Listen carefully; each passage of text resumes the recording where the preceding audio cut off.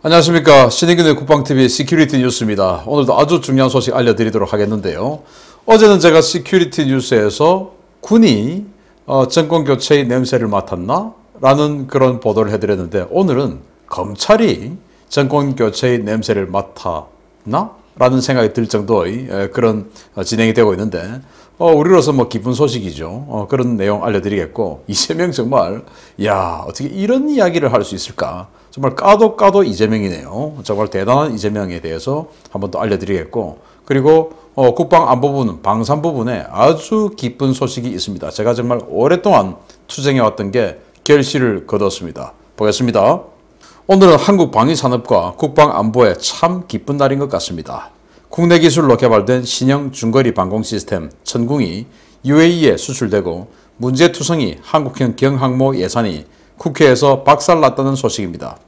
아랍에미레이트 연합이 노후 중거리 지대공 미사일을 대체하고 이란의 위협에 대응해 방공 능력을 강화하기 위해 한국제 MSEM 천궁 지대공 미사일을 도입하기로 했다고 UAE 경제위원회 타리크 압둘 라임 알 호사니 CEO가 현지 시각 11월 16일 공식 발표했습니다.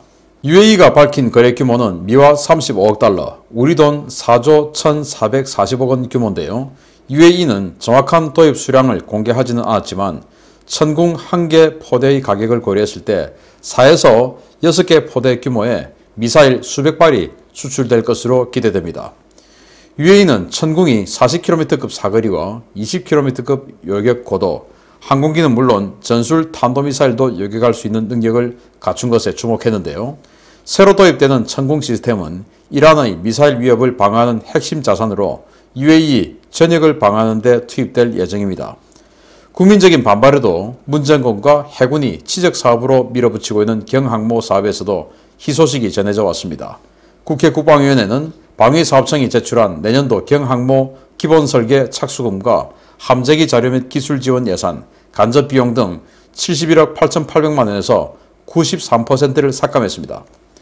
국방위는 지난 15일 경항모 사업 내용의 적정성을 재검토할 필요가 있다 라며 정부가 제출한 72억 원 규모의 예산안에서 93%인 67억 원을 삭감하고 자료 수집과 조사를 위한 최소 비용인 5억 원만 의결해 국회 예결위로 넘겼습니다. 주목할 만한 것은 국회에서 나온 경항모 반대 의견이 여야 공통의 의견이라는 점인데요. 민주당 서른 의원은 해군이 서둘러서 될 일이 아니다 라며 군 당국을 꾸짖었고, 국민의힘 신원식 의원도 경항모 필요성에 대한 공감대가 형성되지 않았다 라며 해군의 일방적인 사업 추진을 비판했습니다. 해군은 최근 5개월간 공을 들여 작업했다는 경항모 작전 그래픽 CG를 공개했다가 전문성 부족으로 여론의 질타를 받고 있는데요.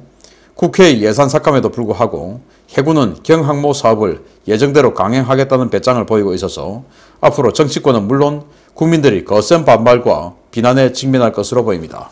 자, 천궁 지대공 미사일 시스템, 과거에 MSEM이라고 불렀던 그 미들레인지 지대공 미사일이죠. MSEM. 바로 그건데, 우리가 이제 이름을 천궁이라고 붙였고, 지금 우리 한국이 공군이 지금 실전 배치하고 있는 중이에요. 이 천궁 미사일 시스템의 한 개 포대의 구성을 보면 이런 발사대가 6개 차량, 그리고 레이더, 통제 차량, 그리고 이제 지원 차량, 이렇게 해서 총 9개 차량으로 구성된 그런 방공 시스템입니다. 천궁, 우리가 북한의 그 핵 개발, 그리고 ICBM 개발, 이런 것들에 이제 자극받아서 박근혜 정부 때 완전히 그냥, 악셀레이터를 밟아서 개발에 이제 성공을 했고, 실전 배치하고 있죠. UAE는 바로 호르무즈 해협 건너편에 이란이 있습니다. 시아파와 수니파, 이렇게 해서 오랫동안 지금 대립하고 있고, UAE는 뭐 왕정이나 이런, 귀족정, 이런 것들을 유지해야 되고, 또 이란은 그걸 또 타파하기 위한 혁명을 했던 국가죠. 그래서 UAE는 자신들의 권력을 지키기 위해서 이란과 완전히 지금 적대적으로 가 있는데, 바로 건너편에 이란이다 보니까 이란이 지금 핵 개발하고 있고 다량의 탄도미사일 가지고 있죠. 그러니까 UAE 입장에서는 그런 탄도미사일을 요격할 수 있는 방공 시스템이 필요한 겁니다. 그래서 천궁 한 개 포대 가격이 한 5천억 원 정도로 봤을 때 여러 가지 이제 옵션 추가하고 하면은 한 4개에서 6개 포대 정도 도입하지 않았을까라고 생각이 되는데, UAE 입장에서는 사실은 선택의 여지가 크게 없었습니다. 지금 미국하고 화웨이 문제 때문에 F-35도 도입하지 못하고 그래서 패트리어트 3 같은 것도 마찬가지로 화웨이 문제 때문에 제한을 받고 있죠. 그렇다고 하더라도 중국제나 러시아제 방공무기를 도입한다면 미국하고 완전히 끝나버리는 거니까 터키, 맞은편에는 터키를 잘 봤죠. 그래서 그렇게 할 수는 없고 그리고 유럽의 샘티 같은 걸 도입하려고 하니까 그건 또 탄도미사일 요격 능력은 없고 그래서 이제 한국이 지금 선택이 됐다. 뭐 이런 측면에서 우리 한국제 무기가 틈새는 분명히 있는 것 같습니다. 그래서 UAE는 우리 천무 다련장 로켓도 도입했죠. 그래서 UAE가 앞으로 우리 한국제 무기로 아주 많이 도배를 해 나가는데 기쁩니다. 그래서 LIG 넥스원 축하드리고요. 자, 그리고 정말 그 우리 대한민국 전체가 축하받아야 될 일이 있습니다. 저도 축하를 좀 받아야 되고 한국형 경항모 사실상 물 건너갔다 라는 기쁜 소식을 알려드리겠는데 경항모 해군들만 영문도 모르고 경항모가 도대체 뭐 하는 건지도 모르고 그냥 항모니까 우리는 해야지 라고 추진하던 물 들어오니까 노졌자 라고 하던 정말 무책임한 해군들 이제 끝났습니다. 71억 8,800만 원 예산 청구했죠. 기본 설계비가 들어가야 되니까. 그런데 기본 설계 하지 마. 그래서 항공기 관련한 정보 수집 이런 거 좀 하는 5억 원 정도만 놔뒀습니다. 뭐 연구 영역 한번 하라고 해뒀겠죠. 그리고 행정 비용 조금 하고. 그래서 이제 사실은 물 건너갔다. 왜? 다음 정권에서 경항모 안 될 거거든요. 제가 뭐 통하는 데마다 전부 다 경항모는 절대로 안 된다. 라고 설파를 하고 다니고 있습니다. 그리고 국회 국방위에도 제가 뭐 국방위에 있는 여야 의원들 뭐 이렇게 대화를 또는 소통을 할 기회가 있을 때마다 경항모는 절대로 안 된다. 왜냐? 하고 조목조목 이야기를 해드렸어요. 다 이해하죠. 국방위에 계시는 분들. 비전문가들이었다 하더라도 국방위에서 지금 뭐 오랫동안 있다 보면 대체로 뭐가 뭔지 알게 되죠. 그래서 다들 제 말씀을 들으니까 야 예를 들어서 성일종 의원 같은 경우는 국민의힘이죠. 어떤 말씀을 하시느냐. 이거는 중형항모까지도 아니고 아예 그냥 항모는 안 되겠네요. 왜냐. 제가 이제 포클랜드 전쟁 사례를 설명을 드렸었어요. 포클랜드 전쟁 때 싱크 데마요라는 그 포클랜드 아르헨티나의 항모가 있었죠. 그런데 포클랜드의 제공권이 무너져가지고 아르헨티나가 졌지 않습니까? 왜 그 싱크 데마요가 못 나갔냐? 호위해준 잠수함이 없어서 못 나갔죠. 당시 제네럴 벨그라노 순양함이 영국 핵잠수함에게 격침되고 나서 아르헨티나 해군이 항공모함 이거 못 나간다. 나가면 바로 그냥 침몰이다 하고 출격 거부를 했습니다.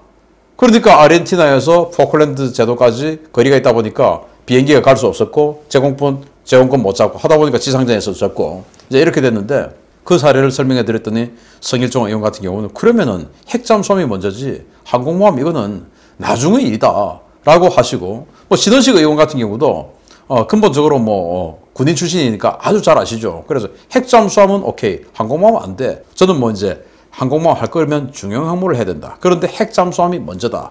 순서를 하자면 핵잠수함이 먼저다. 이걸 이제 계속 설파를 했는데 아무튼 이런 저희 오랫동안의 노력이 결실을 맺게 되어서 너무나 기쁩니다. 그래서 저는 이름에도 불구하고 해군이 그래도 추진하겠다라고 한 거는 해군 참모총장이 문제인 것 같아요.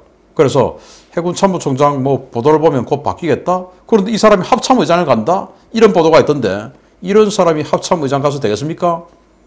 저는 문제가 있다. 그런데 이 사람이 누구누구 라인이다 라는 소문이 있어요. 이런 사람은 제가 봤을 때 절대로 대한민국 안보 총책임자가 되어서는 안 된다. 무책임한 사람이기 때문에 내 편이니까 우들 사람이니까 이거 안 됩니다. 뭐 저를 고소하려면 고소해도 됩니다. 저는 대한민국을 위한 충정에서 이런 말 하는 겁니다. 두 번째입니다. 도대체 이렇게 어떻게 이런 사람이 법조인이 되었고 정치인이 되고 대통령 후보까지 됐는지 모르겠습니다. 더불어민주당 이재명 대선 후보가 자신도 전과자라며 범법 행위를 옹호하는 발언을 해서 파문이 일고 있습니다. 더불어민주당 이재명 대선 후보가 11월 16일 환경단체 회원들을 만난 자리에서 법을 어기는 범법 행위에 대해 응원한다는 망언을 꺼내서 논란이 되고 있습니다. 그는 환경단체 활동가들과 만난 자리에서 투쟁의 양식에서 고통을 많이 겪어서 답답한 것 같은데 사회 중요 과제에 대해 나도 전과자다. 범법하는 때도 범법자로 몰릴 때도 있었지만 그게 옳은지 그른지는 각자가 판단하는 것이다. 라는 말로 망언을 시작했습니다. 그는 공동체의 합의된 룰을 일부 어기면서 주장을 세상에 알리는 것도 그럴 수 있다.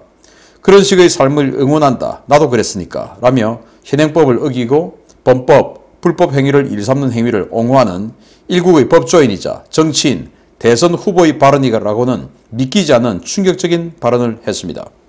그는 자신이 사회적 투쟁에서 전과자가 됐다고 주장했는데요. 공직선거법상 공개된 그의 전과 이력은 무고와 공무원 자격 사칭, 음주운전에 따른 도로교통법 위반, 성남시립병원 설립 조례의 재정 문제를 놓고 시의회에서 난동을 부려 처벌당한 특수공무집행방해, 공용물건 손상, 성남시장 선거 당시 불법 선거운동으로 처벌된 공직선거법 위반 등으로 사회운동과는 관계가 없는 범죄 행위들이었습니다.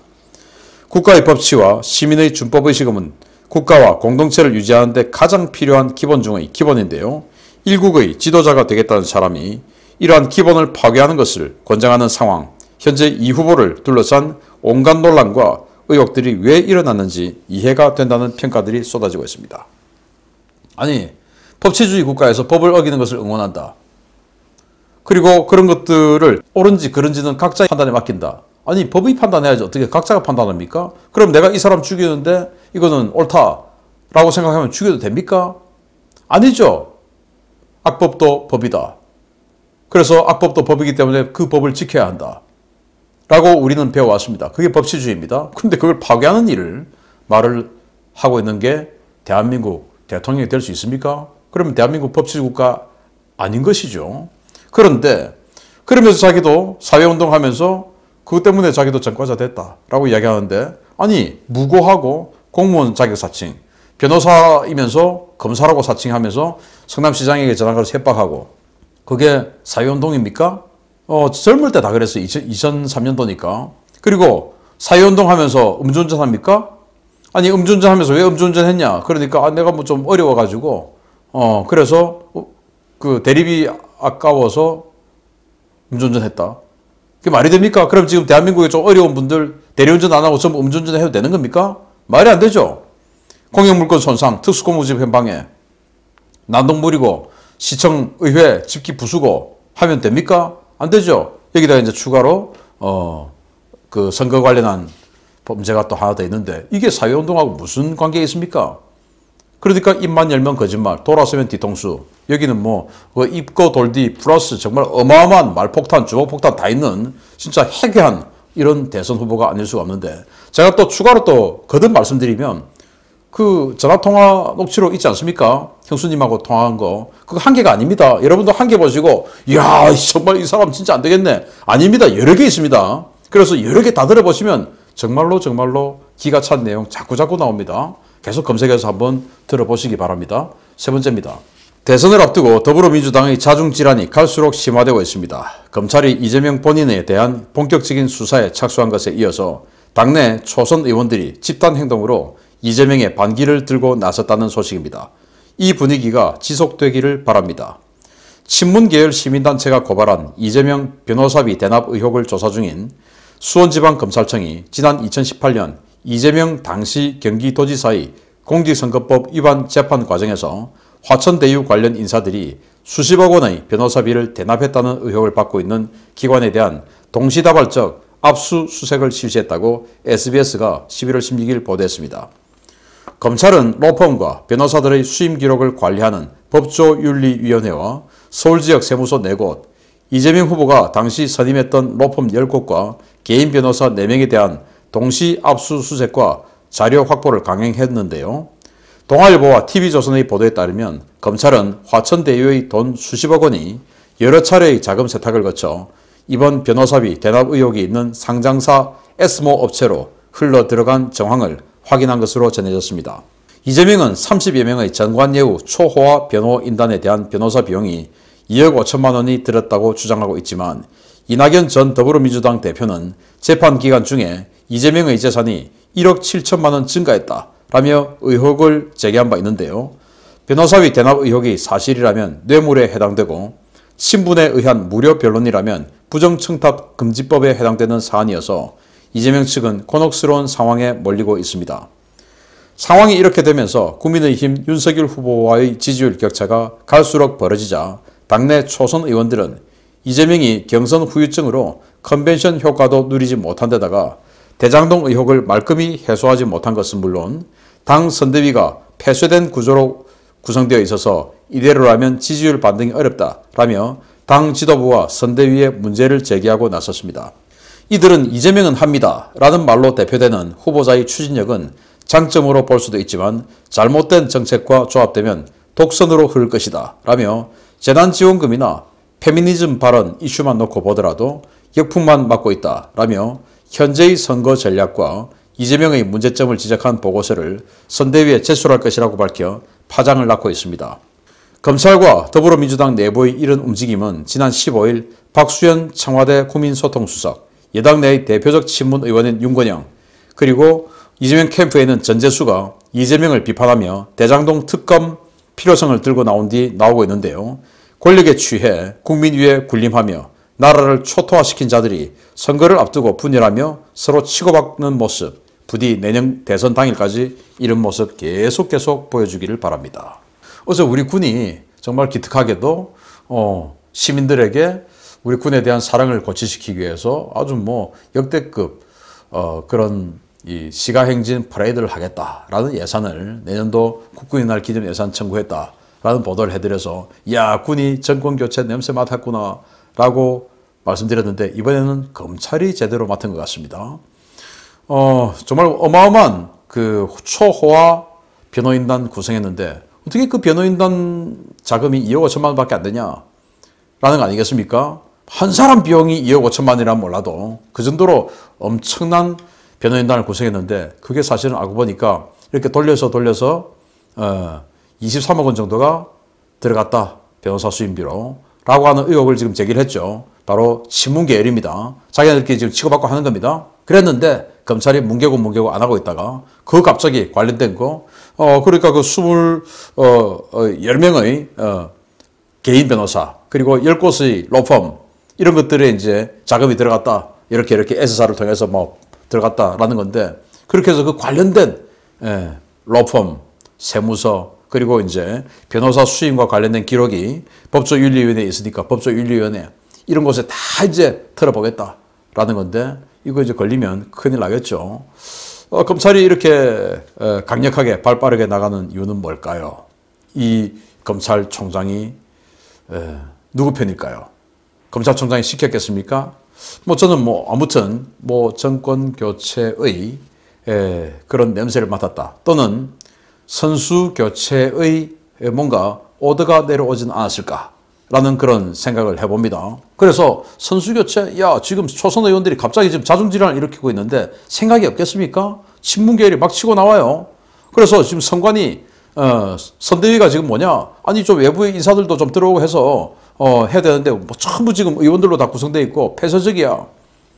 그래서 이거 선대위도 잘못됐어 라고 막 치고 나옵니다. 친문계열에서 이건 선수 교체하자 라는 그런 목소리가 아닐까라고 생각이 되는데 선수 교체가 진짜 될지 안 될지 모르겠지만 어쨌든 이렇게 한쪽에서는 승복은 했지만 선수 교체의 희망 끝까지 버리지 말고 계속 선수 교체의 노력을 해나가시길 바라고 그리고 검찰은 어떤 냄새를 맡았는지 아니면 어떤 지시를 받았는지 모르겠지만 정말 법치주의 기본 원리에 입각해서 제대로 수사를 해주기 바라고 지금 울산시장 관련한 것도 확 들어가죠. 정권교체 냄새 맡은 건 아닐까.